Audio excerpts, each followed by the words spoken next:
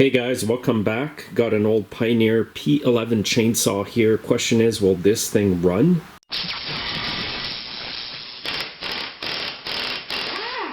This old chainsaw was left by a customer. I'm not sure what year it is. If you do know, please comment below. Anyway, I'm gonna go through some procedures here, and I just want to see if this thing will even run. Okay, first thing I check when I get any saw in the shop is what does the compression feel like. It's got compression. I'll check the fuel tank here. Wow, these caps are on really tight. This is the way to get some really tough caps off, is with some pliers. There's some really old gas in there. Okay, let's see what this gas looks like. Oh, it's not so bad.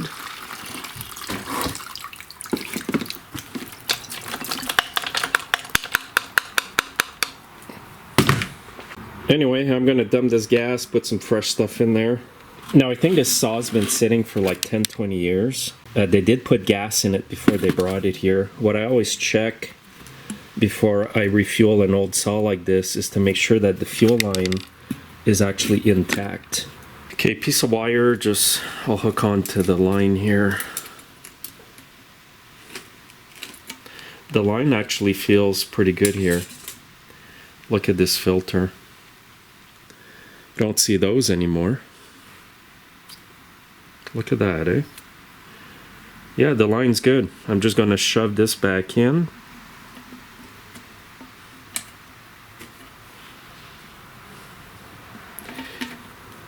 I just want to make sure it's not kinked.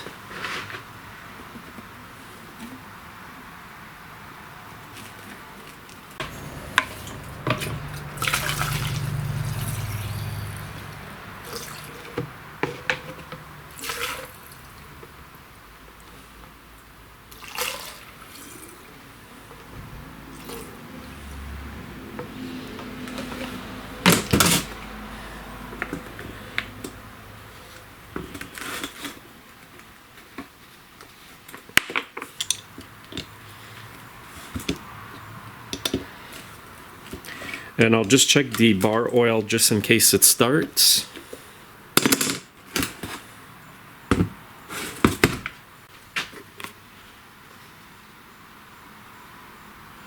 I'm making a mess here. There.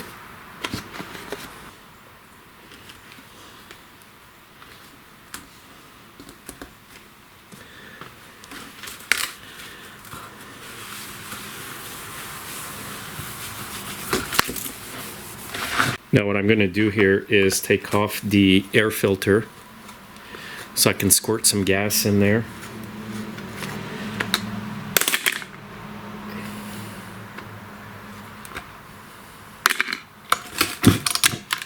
So here's the carburetor right here. This is the choke. So what I'll do here is I will squirt some Aspen 2 right in there. It's mixed engineered fuel. And if we have spark, this thing should start. Okay, switch on is at the top here. Oh, we had a little fire. It wanted to go, a little sputter, I mean.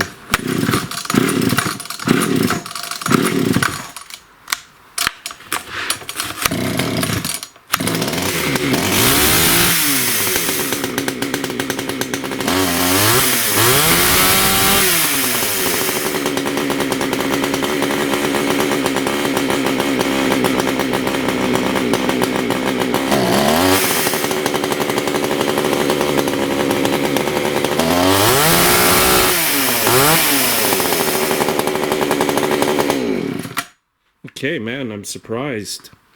It's running a bit lean, guys, so I'm just going to show you how I will quickly correct that. So the good thing about old saws like this is you can adjust the carburetor. I believe the screws are right here, or that's the idle screw here, which is a mechanical screw. There should be an H and L screw. Okay, I got it figured out. There is an L and H screw right through here. There are 2 screws there. So you can, one's there, one's on top. And now the mechanical screw for the idle is right here. Now I think the bottom screw here is the H and the top one the L. So what I'm going to do now to make this run a bit richer is just turn them out a bit. Now old saws like this, when you've had them stored in a barn or shed for many years, they might run today. You might do what I'm doing, it's going to run good. But after you use it for a while, you may have to come back in and put in a carb kit. And sometimes too, the crank seals might go after a bit of use and they can cause a lot of the same symptoms. Bogging, you know, it runs good when it's cold, not when it's warm, etc. But for today, I'm just going to go through these basic steps here to show you what you can do. And if I have to replace extra parts here like the carb kit, I will, but we'll see how this turns out. So I'm going to go in here and turn out the H and L screws a 1/4 turn out. So this will give it a bit extra gas and it shouldn't be bogging. I'm actually surprised that this saw runs.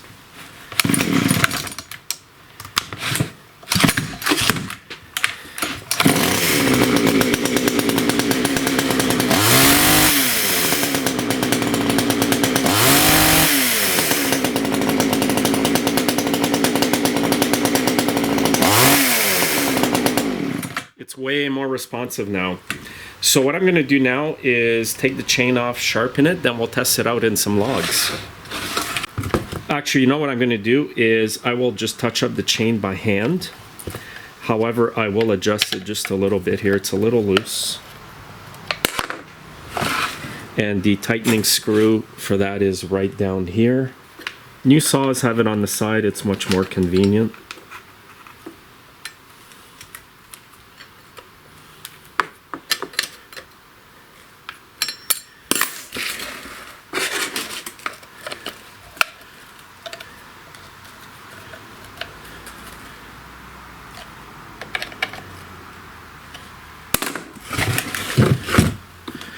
I'll just put this back on for now.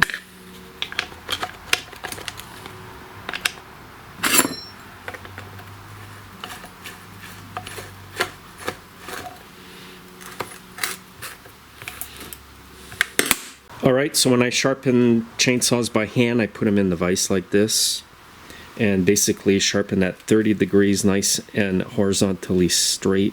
So I do each tooth like this.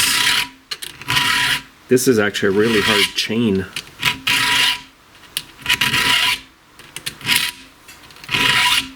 So about 4 or 5 passes, and always push when you're going forward. Don't push on the file when you're coming back. That's why I pull it out like that.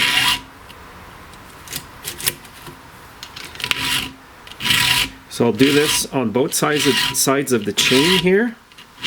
Then she'll be good to go, and then I'll bring down the rakers.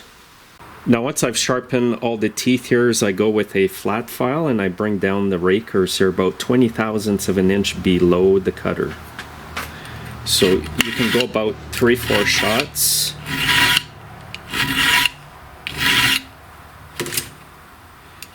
And what that does is it gives the teeth some cutting space.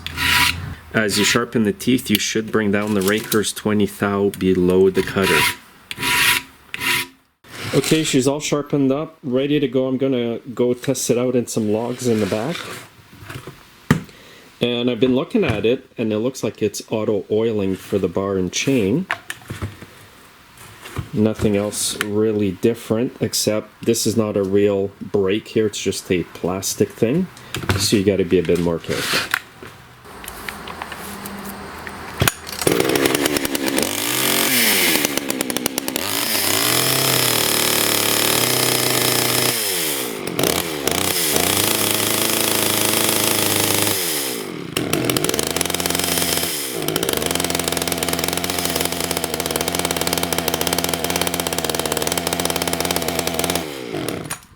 Acting up now. What I'll do here is just try to reset the carb, turn in the screws again. Actually turned them in, I turned them out earlier.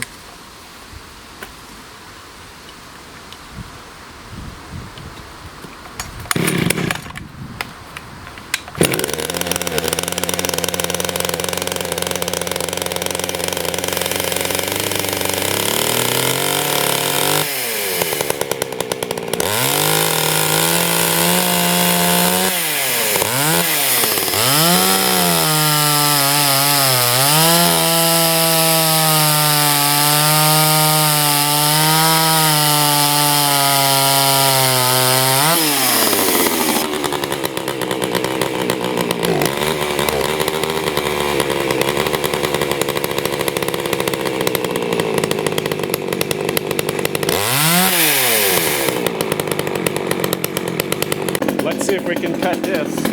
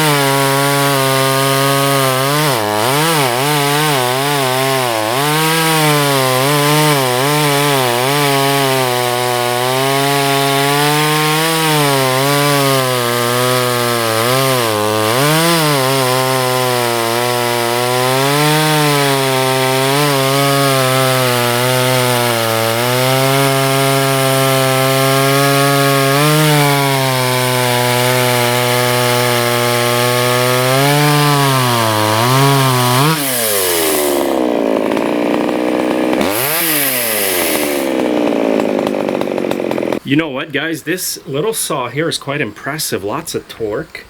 It cut through there quite well, better than my MS-170, by the way. It is loud. It is loud on the ears. It does need a new bar and possibly a chain, but you saw how it cut through there actually quite well, even in the big piece of oak there. Anyway, so when you revive old saws like this, as I mentioned earlier, you might run them for a bit, and you may have to do the carb kit shortly after if you have to keep readjusting it. Also, the crank seals might go after it's been used for a while, so just be prepared if you get one of these going, just to do those two repairs, carb kit, crank seals probably. Crank seals are a bit hard to find for these, but the carb kits, they're easy to get. Anyway, what I'm doing here with this saw is the first YouTuber that shows up at my shop that wants it and mentions this video, I'm giving it away. So make sure you're subscribed. Thanks for watching, guys. I'll see you in my next video. Have a great day.